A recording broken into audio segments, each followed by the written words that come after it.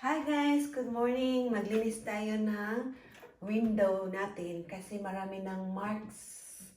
Marumi ng tingnan. Tapos sa labas marami din siyang marks kasi ulan ng ulan. So gusto kong linisan kasi matagal-tagal ko na rin hindi nalinisan to. So itong gamit ko ay yung spray. Window and glass spray. Tapos yung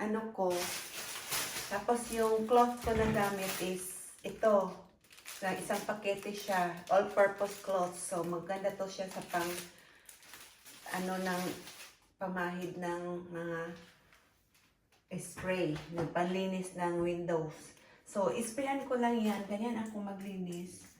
Isprayan ko lang yan siya. Tapos, ganito.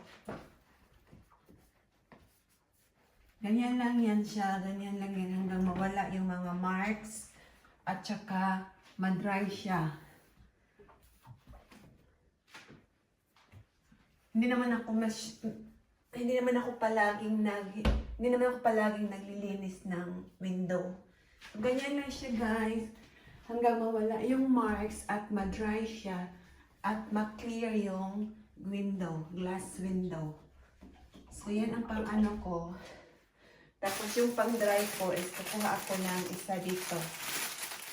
Yung isa dito pa ako ng pang-dry. Kung damp na masyado to, papalitan ko siya ng bago. Guys, tapos na ang paglilinis natin ng windows. Wala na siyang marks, clear na. As you can see, makikita niyo doon sa labas, clear na. So, ibalik na natin tong mga orchids natin na tanim. Dito yun sila naka-perme. Kasi gustong-gusto nila dito na place. So, balik na natin sila.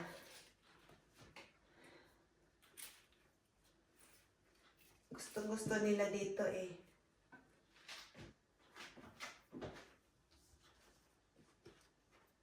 Palagi silang may tanim, may bulaklak.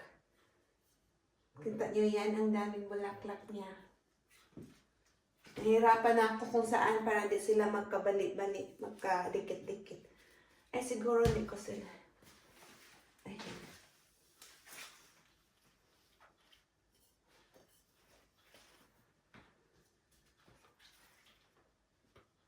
Ito, mamulaklak pa siya. Marami siyang bulaklak. Daming stock.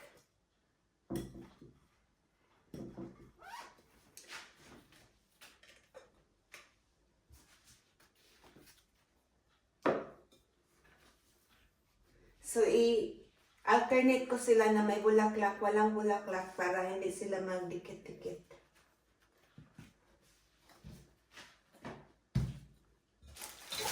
Ito, mamulaklak din.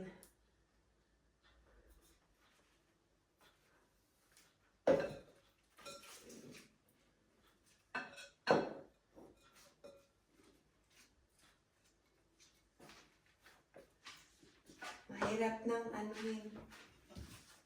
Ito din may bulaklak.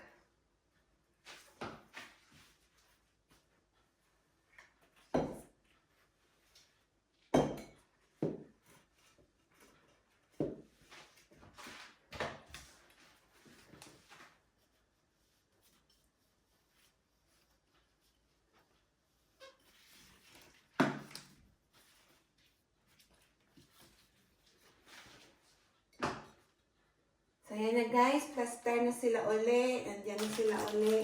Doon naman tayo sa labas. Mag-continue tayo sa labas. Pero, yan lang ipakita ko. Kasi pareho lang gagawin ko doon sa labas. Maglinis lang. Kahit may clouds, paulan siya. Pero, lilinisan ko na lang para para kumpleto ang linis ko. So, thank you guys for watching. Bye!